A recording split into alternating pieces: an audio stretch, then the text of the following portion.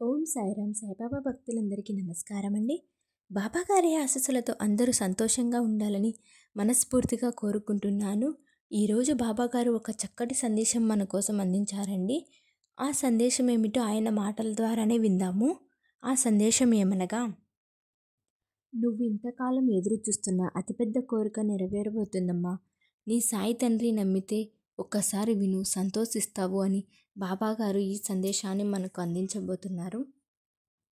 బిడ్డ, నువ్వు ఎన్నో రోజుల నుంచి బాధపడుతున్న కష్టానికి చివరి దశగా దాని నుంచి శాశ్వతమైన పరిష్కారం నీ ముందు ఉంచబోతున్నానమ్మా. ఇక నీవు కష్టపడింది నీకు గుర్తుకు వస్తుంది. ఇక నుంచి జ్ఞాపకాలు అన్నీ గుర్తు చేసుకుంటూ ఉంటే ఆనందం మాత్రమే అనిపించేలా ఉంటుంది. ఇక నేను నమ్ముకున్నటువంటి నీ బాబా నీకు మేలు చేయబోతున్నాను తల్లి. ఇక నీవు ఏదైతే కోరుకుంటున్నావో అది తప్పకుండా జరగబోతుంది. అది డబ్బైనా, ధనమైనా, స్నేహితులైనా, ఏదైనా సరే, ఏదైనా బంధమైనా సరే నీకు అందించేటటువంటి బాధ్యత నేను తీసుకున్నాను బిడ్డ. నీ మనసు ఇక సంతోషించేలా చేయబోతున్నాను. ఇక మీదట ఆనందకరమైన జీవితము నీవు జీవించబోతున్నావని నేను నీకు హామీ ఇస్తున్నాను తల్లి. ఇక నుంచి నా బాబా నాకు అంతా మంచి చేస్తారు అని నీలో నువ్వే అనుకుంటావు బిడ్డ.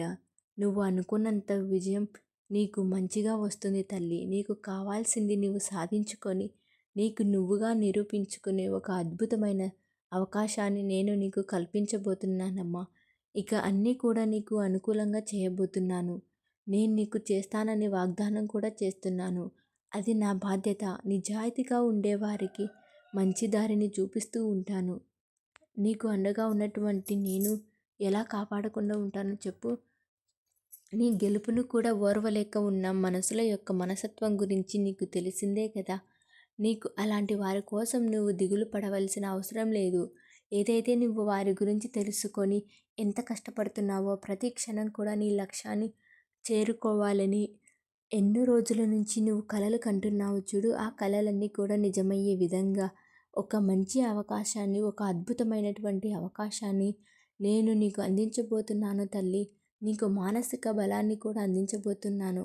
ఇక నువ్వే ఆలోచించు. నీ బాధ్యతలు అన్నీ కూడా నీకు ప్రతిరోజు ప్రతి క్షణం గుర్తు చేసుకుంటూ ఉంటావు. ఏ రోజు ఏ పని చేయాలో చేస్తూ ఉండు. నీకు అండగా తప్పకుండా నేను ఉంటానమ్మా. నీకు చేయూతను ఇస్తూ ఉంటాను. నీ జీవితంలో నమ్మకాన్ని ఎప్పుడు కూడా వదులుకోవద్దు తల్లి. ఏం జరిగినా సరే అంత సరిగ్గానే అవుతుంది అనే నమ్మకాన్ని పెంచుకొని నీ పనిని నీవు చేసుకుంటూ ఉండు. ఎక్కడ లేని బాధ పెట్టే విధంగా, ఏ మాత్రం కూడా కష్టపడే విధంగా, అంటే ఇతరులను ఏమాత్రం మనసు బాధ పెట్టే విధంగా నీవు చెయ్యవని నాకు తెలుసు. నీవు తలపెట్టిన పని నీకు ఎవ్వరికీ బాధ కలిగించకుండా నిన్ను సంతోషపెట్టే విధంగా మంచి దారిలో నడుస్తుందమ్మా. ఇక నీవు జాగ్రత్తగా ఉండాలి. ఇక నీకు ఏమి కావాలో ఈ సాయి చూసుకుంటాడమ్మా. ఇతరులకు ఎలాంటి కష్టం ఇస్తాడో అలాగే ఆ కష్టం కూడా నీది కూడా అలాంటిదే అనుకో. అలాగే ఇతరులు నువ్వు ఏ మాత్రం సంతోషాన్ని కలిగించే జీవితం ఇచ్చినా నీకు కూడా అదే జీవితం వస్తుందని నమ్మకాన్ని పెంచుకో. నీవు అనుకున్నదే జరుగుతుంది. నీ ఆలోచనల బట్టి ఉంటుంది బిడ్డ. కాబట్టి ముందుగా నీ ఆలోచన విధానాన్ని సరిగ్గా ఉంచుకో. నీ సంతోషం నిరంతరంగా శాశ్వతంగా ఉండేలా కష్టపడుతూ నీకు నచ్చే పనులు చేసుకో. నీవు శ్రమ పడితే, బాగా శ్రమించి ముందడుగు వేస్తే అందుకు నా సహకారం 100 అడుగులు వేస్తాను. కాబట్టి నీవు మంచి స్థితికి రావాలనే కదా నీ లక్ష్యం అంతా బిడ్డ. తప్పకుండా నీవు అనుకున్నది జరుగుతుంది.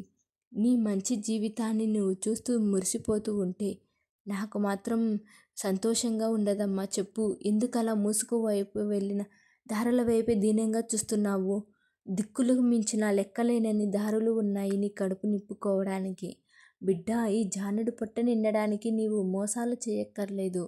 అయితే అదే ముద్ద రాజభోగాల మధ్య తినాలని తాపత్రయపడితే మాత్రం ఎప్పుడు కూడా యుద్ధాలు చేయాలి, మోసాలు చేయాలి, ఎన్నో నిద్రలేని రోజులు గడపాలి బిడ్డ. ఈ లోకంలో ప్రతిదీ నీ ఆశ, నీ నిర్ణయం పైన ఆధారపడి ఉంటుంది. ఇవన్నీ వదిలేసి అలా మూతపడిన తలుపుల వైపు దీనంగా చూస్తూ కూర్చొని ఉండిపోతే ఎలా? ఇప్పుడు నీవు అనుభవించే ఈ కొద్దిపాటి ఆనందాన్ని కూడా కోల్పోతావని గుర్తుపెట్టుకో తల్లి. తల్లి, నీకు నీ భయం ఎప్పుడు పుడుతుందో తెలుసా? నీ చుట్టూ ఉన్న దారులన్నీ మూసుకుపోయినప్పుడు పుడుతుంది.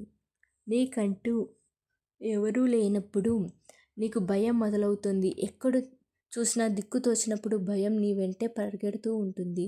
ఆ భయానికి కారణం నీ మీద నీకు నమ్మకం లేకపోవటమే. నేను ఒక్కడినే అయిపోయానని నీకు ఆందోళన కలగడం. కానీ ఒకటి గుర్తుంచుకో బిడ్డ, నీవు ఒంటరిగా అయిపోయినా, ఒక్కడివే నడవాల్సి వచ్చినా నీకంటూ ఏదో ఒకంటూ మార్గం దొరకకపోదా? అందుకే ఎప్పుడు కూడా గుంపుతో వెళ్ళవద్దు. ఒంటరిగానే ఎక్కడికైనా వెళ్ళమ్మా. ఎప్పుడు కూడా ఒంటరిగానే సమయాన్ని కేటాయించు.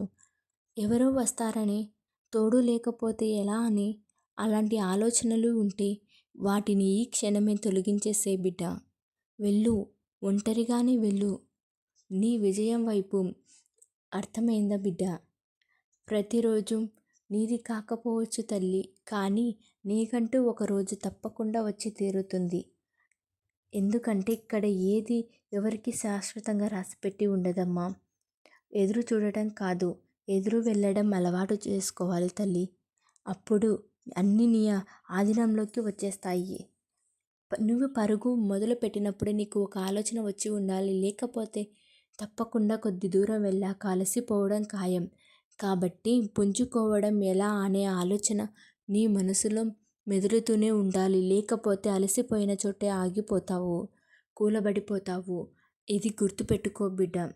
ఎట్టి పరిస్థితిలో అయినా సరే నీ జీవితానికి సంబంధించిన విషయాన్ని చాలా ఆలోచించి జాగ్రత్తగా నిర్ణయించుకో.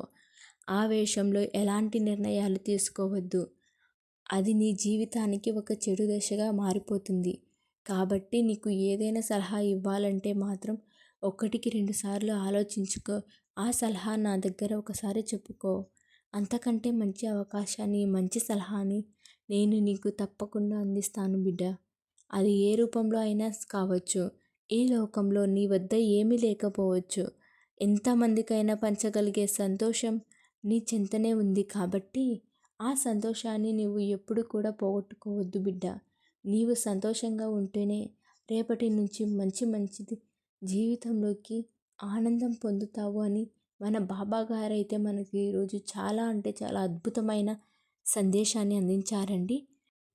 ఈ సందేశం మీకు అందరికీ నచ్చిందనుకుంటున్నాను. ఓం సాయిరామ్. సద్గురు సాయినాథ్ మహారాజ్కి జై.